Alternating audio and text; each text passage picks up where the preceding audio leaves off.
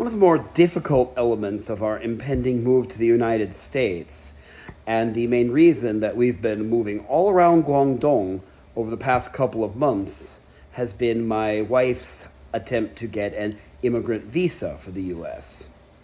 She already had a visitor visa for the United States, but since we mean to remain there indefinitely, that won't do for us.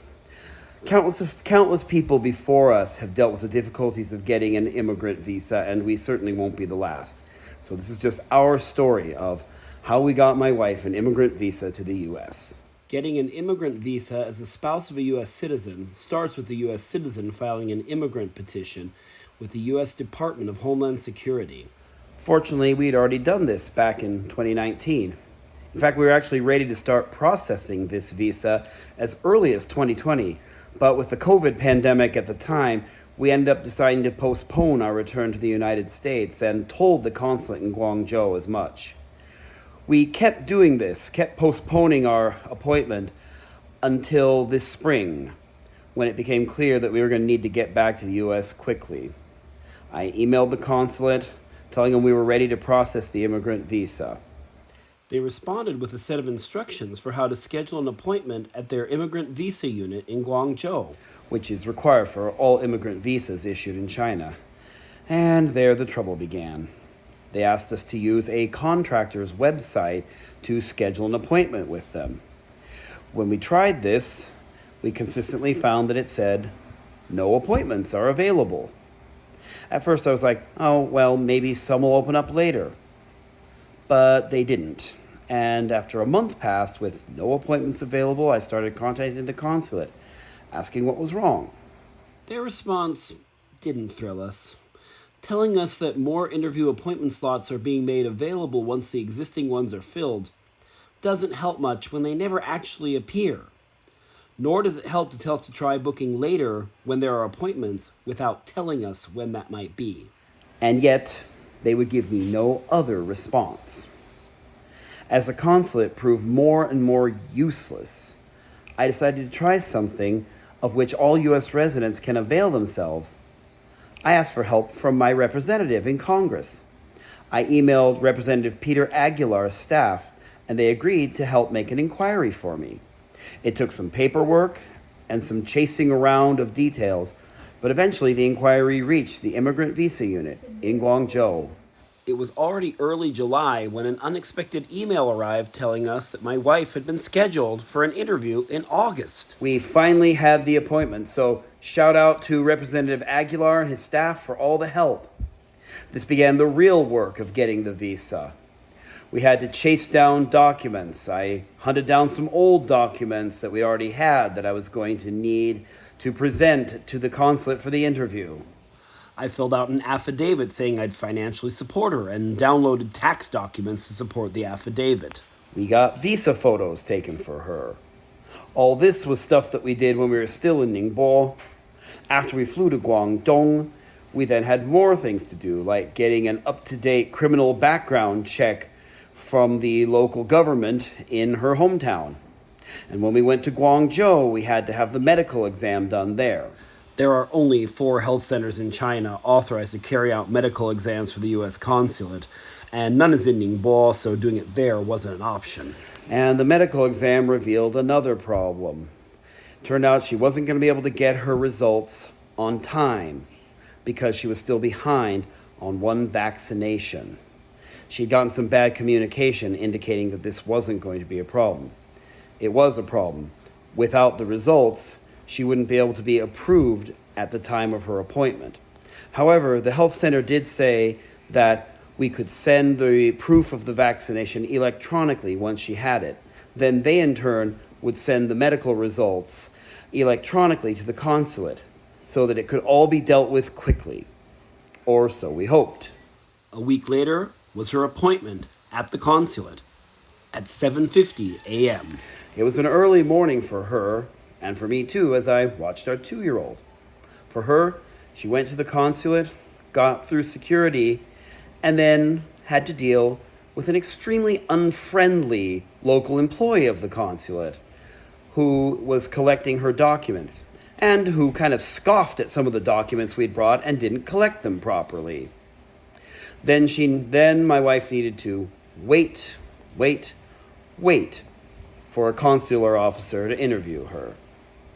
When my wife finally did get her interview, most things went well. But in addition to her lack of a medical record, they found my affidavit of support lacking. They insisted I needed a joint sponsor. I did not, in fact, need a joint sponsor, or at the very least, the State Department's own website said I did not, since I had sufficient assets. But as the rude consulate employee collecting the documents never collected the documents about those assets, of course the interviewing consular officer had no way to know about them. So they insisted that we get a joint sponsor, contrary to the State Department's stated positions.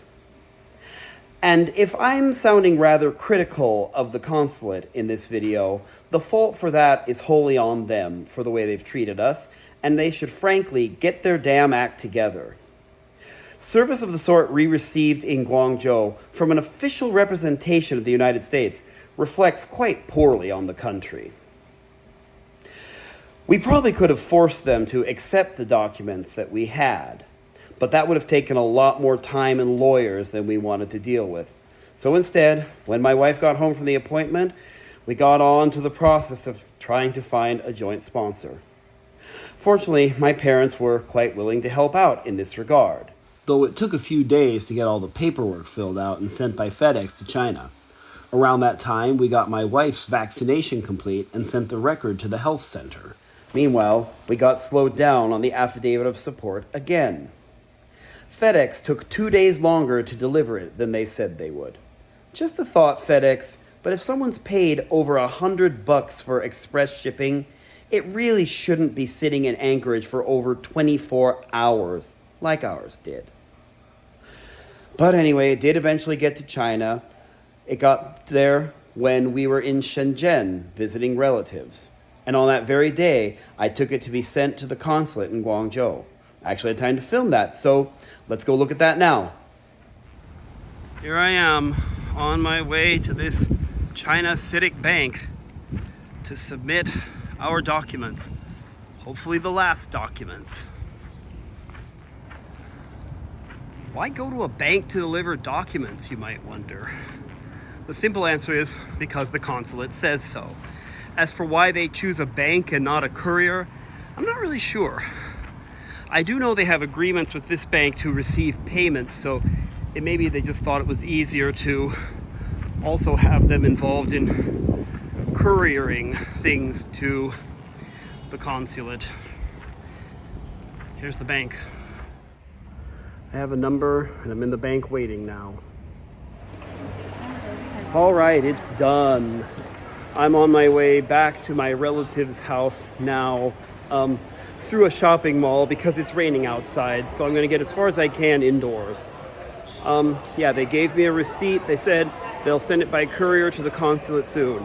And if you're wondering, why couldn't I just mail it to them myself? I believe that's a security measure. They don't let you mail things directly to them because they want to make sure there's some middleman who actually puts the documents into an envelope so that they know that it's just documents in the envelope and not anthrax or something. Anyway, I'm hoping that these documents will be enough to get the visa. But with the way this kind of paperwork goes, I wish I could have more confidence, but I don't. We'll see. Hopefully it will go well. Well, with that done, we went back to Huizhou, my wife's hometown, and there we waited. It took CITIC Bank and the consular couriers a week to get the documents from Shenzhen to Guangzhou, which is pretty silly given that that's a distance of only about 130 kilometers. But still, it got to the consulate eventually.